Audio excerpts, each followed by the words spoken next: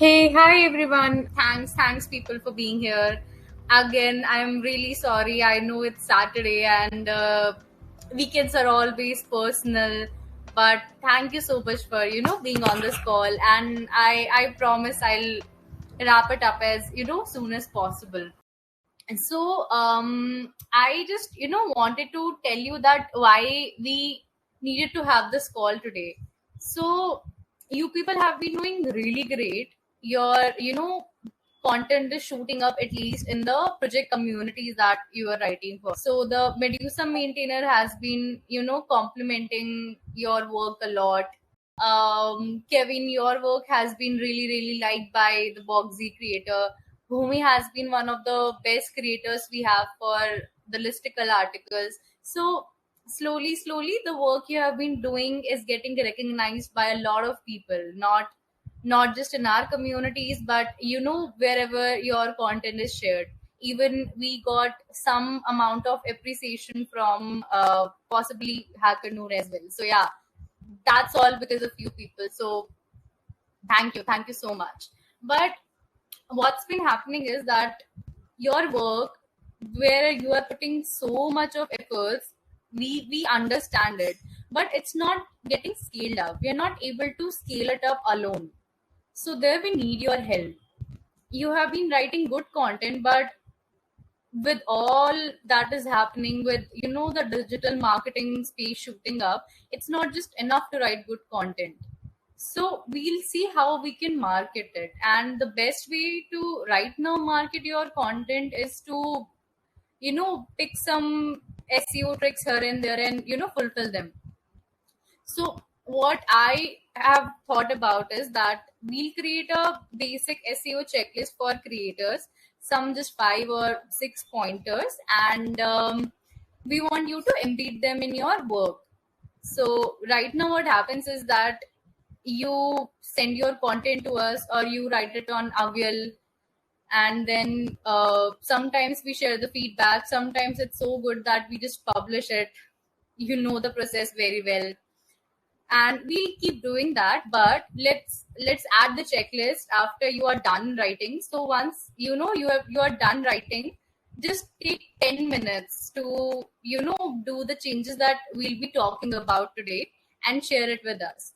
In case we feel that the changes you have made are incomplete or something, we'll have to send it again. So usually right now we do the internal linking. We make sure that it is SEO compliant. But going forward, we want you to do the same. It's like the idea is that your content should go on an autopilot mode. And we are the least, we are the least involved person here. So if we think that quality wise it needs feedback, we would surely be hopping in. But SEO wise or language grammatical wise, we want you people to take the lead. And I guess that's how we can contribute into making you better writers. This is my personal thinking. So the SEO checklist that we would be discussing today, I'll also share it via email uh, with all of you, and it is more or less on the principle of Pareto's principle, if you have heard about it. So it's like you will have to just do the 20% of work, and 80% of the work would be done by the small SEO techniques that you would be embedding. So I've made sure that these work that way only, and you would not have to put in a lot of effort. So that's my word. You can take it, and you would not have to take more than 10 minutes in doing so. So what I am thinking to be the flow of this call is that we'll see how to identify keywords in SEO. I'll tell you what really SEO is, because we have heard SEO. You have heard it a number of times from my own mouth, but at times we don't know what exactly it is. So we'll discuss what SEO is, not from an academic point of view, but from a creator's perspective, from a writer's perspective who wants to be listed on Google. And so we'll see what SEO is. We'll know how to identify keywords. We'll do some internal linking together. or I can send you some tricks which I follow to do internal linking. You can technically follow them. We'll see how to create structure of your blog. So you already are well versed about it, but maybe the new creators who haven't worked with me a lot, that section would be for you people. We'll see how to optimize your titles a bit.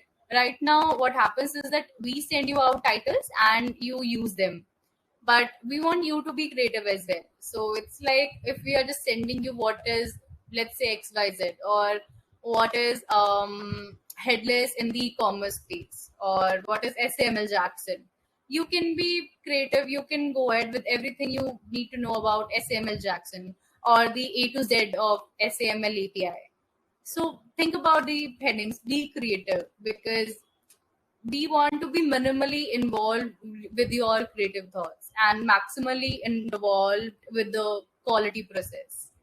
So that's totally on you. Whatever heading you want to come ahead with, that's okay by us. And last but not the least, I also wanted to discuss about the recently onboarded campaign that we have at Aviyel. So we are starting with the contributor campaign. I know a lot of you people also do the code stuff. I know you are active contributors in your community as well.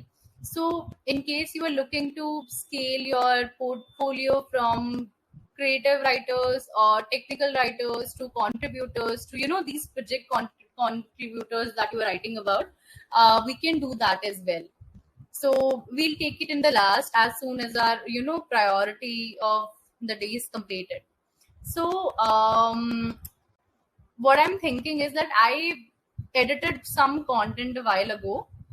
I made it a bit SEO compliant and it shot up in the space, in the SEO space, at least for the Google Analytics and SEMrush audits that we do. So it shot up there. We'll see what I did. So it happened, and we'll get through the difference and see how it works out. So give me a sec once. I think it's visible. Cool. Okay. So Bhumi wrote this content a while ago, and it was quite SEO compliant, I would say. So let's start from the beginning itself. Her topic was top headless e-commerce platforms in 2022. So think about it, that what could be the keywords here. Keywords are nothing but just the main words that fetches people's attention. So if your topic is setting up a React e-commerce store for Medusa, let's say. So what do you think are the keywords here? For me, the keywords are React, store, and Medusa. And if Medusa is a keyword, then e-commerce and headless are the automatic keywords here. So every time you have been given a heading, think about the keywords that can stem from it. We have made sure that you people at least know the ABCs of particular projects that you have been writing about for so long. So let's say Bhumi has been writing about software localizations. So she knows the keywords there could be software localization, and one could be language operations. So once you do the research about your project, you'll go ahead with some keywords that will be repetitive in nature. If you have been working on Tooljet, that's another recently onboarded project that we have. So it's a open source low code platform. The keywords here are open source and low code itself. So I guess the keyword identification here is something that you people already have some hint about, that how to identify them. It's quite simple. If you're writing something, just remove the what's and how is the SMRs and you'll get your keywords. So it's basically the keywords bind your sentence. You can think about that way.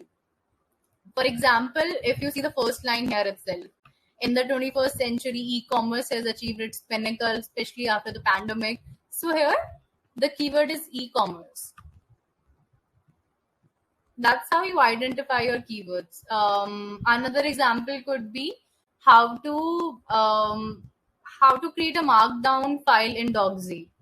Here the keyword is markdown file and Dogsy. So I guess the keyword is clear. You can ping me in the comments if the keyword section is something that you people have got an idea now. Cool. Cool. Thanks, Kaushal. So once you have identified your keywords, now your duty is to insert it at least 5 to 7 times in your article. So if your keyword is, let's say, headless e-commerce platform, so if you see Bhumi has somewhere inserted it around 8 to 10 times or even more. Here you can see e-commerce is here, headless e-commerce space is here. So make sure that it's at least repeated 7 to 8 times in your 800 to 1000 words article.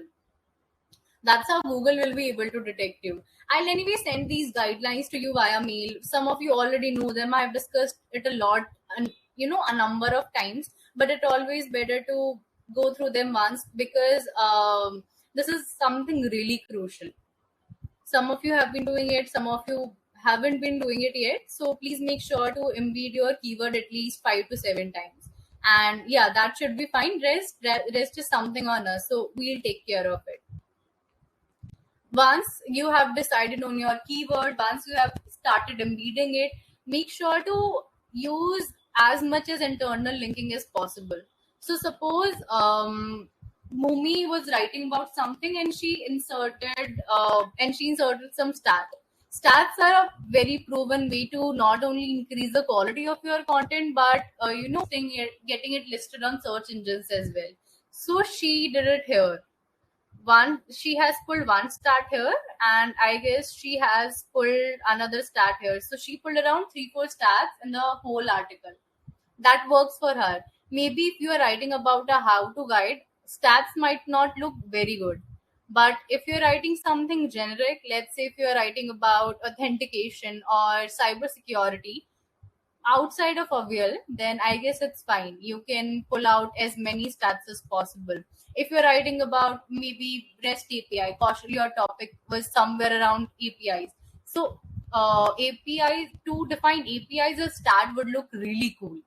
So you can do that. If you're writing something generic in Aviyel, outside of Aviyel, use stats, please. That will also help you to write quality content, not just to come up with some filler content. So it reduces your chance to write filler content. That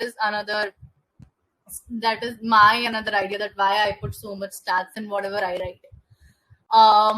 Say third is internal linking. So compulsorily include at least 7 to 8 internal links in your article.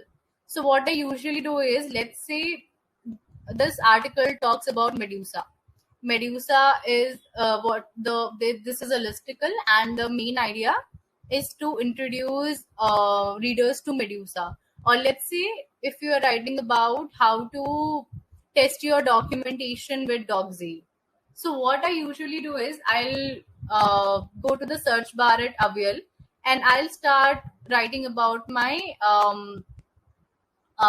keyword. So let's say if my keyword is Dogsy, I'll just see whatever the new articles have been published here.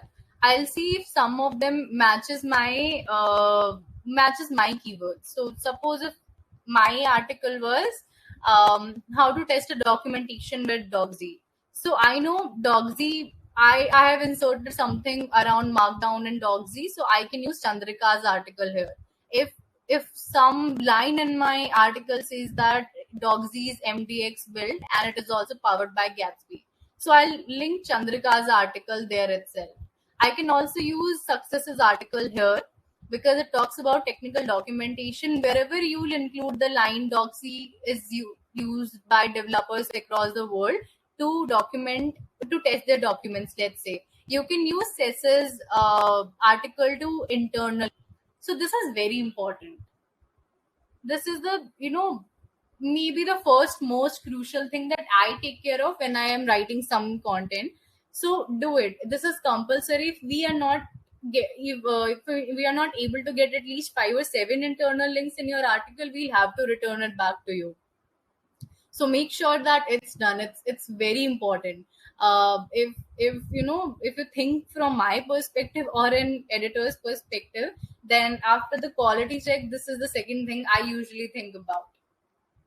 So please, and I'm not talking about these guidelines just from Aviyel's perspective, but if you're writing for some other freelance company, and let's say if any of your article is on Google's first or second page, then you can actually strike better bargain with your managers and stuff. It is also something that you should take care of in your next avenues as well, in your different endeavors as well. So don't just stick it with Aviyel itself.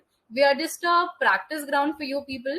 If you can excel it here with us, you can use them in your different platforms as well. So that's the idea. These are very generic. These are very generic checklists and very affordable, I would say.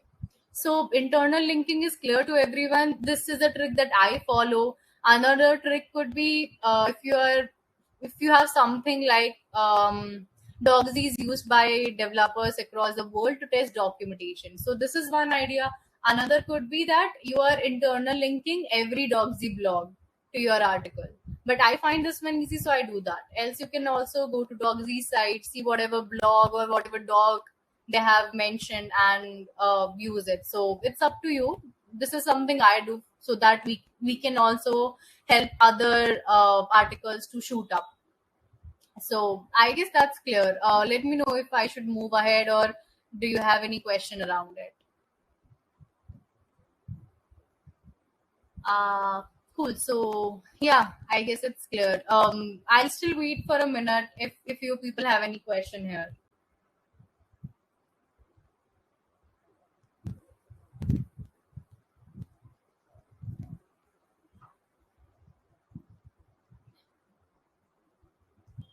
Cool. Thanks, Victor.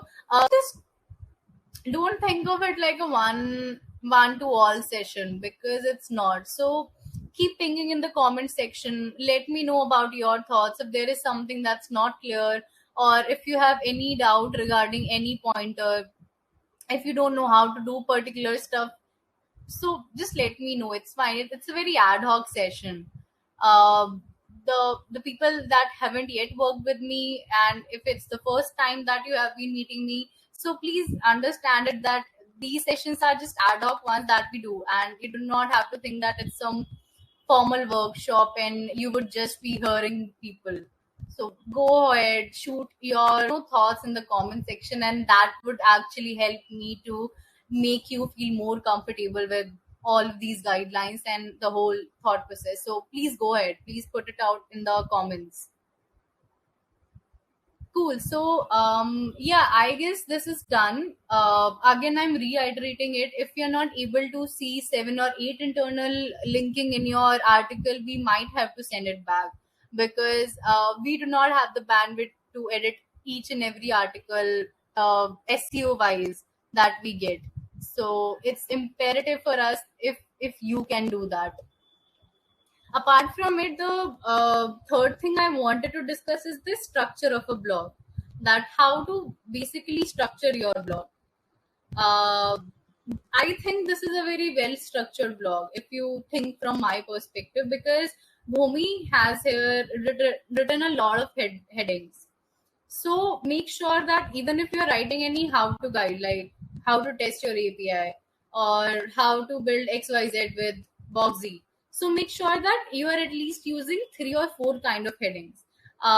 You already have the Notion file that we share with you about the how to and what is type of content. This is the perfect example. Even if you check it very vividly, you will find at least 3 headings. And I know most of you frame your content around it only. So that's fine. But still, I'm reiterating it that use a lot of headings. I guess here she has used 1, 2, like 3, plus these are subheadings that she has used. So headings make a lot of difference. If you're just writing content, let's say if your content has just one heading and all you have written is paragraphs, then the reader might feel a bit exasperated that I might not want to read it. So think from a reader's perspective, that what do you like to read, and if just writing two headings would make much difference, or writing four headings would make much difference, it would also look appealing to the eyes of readers, making more headings in your article. So do that if you can. Also, once you have decided upon your keyword, use it in the first line or first paragraph itself. Like here, the keyword is e-commerce. So she has mentioned it in the first line itself. The next and the most important keyword is headless. She has used headless e-commerce architecture in the first paragraph itself. So it's fine if you want to be creative. It's not a compulsory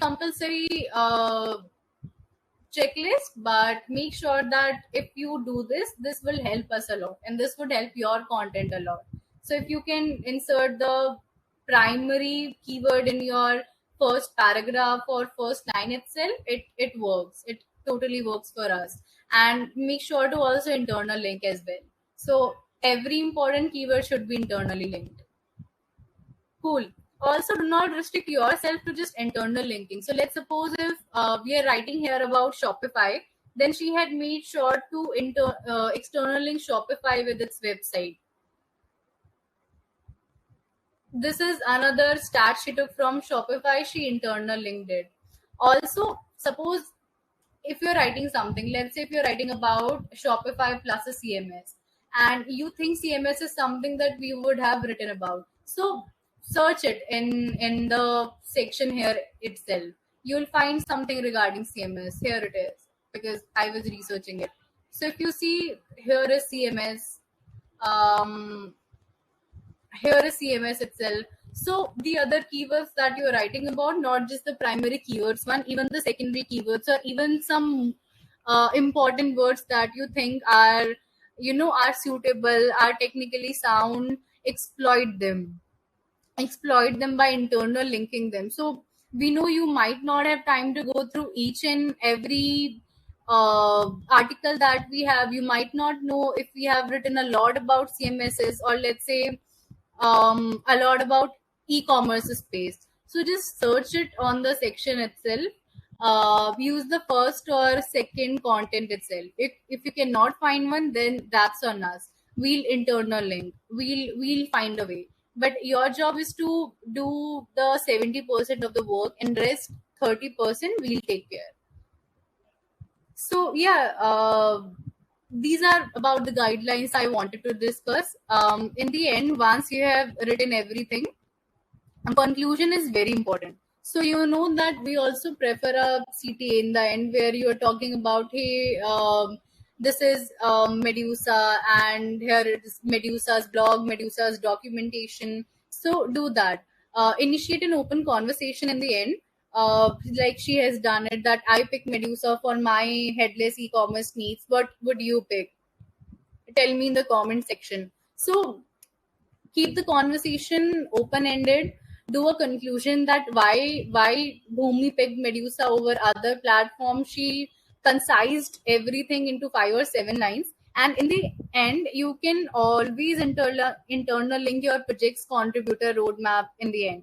So this is also a compulsory section, because that's how everyone who will end up on your page who's interested in Medusa can start contributing. You can actually copy this line here, say it is from this particular section.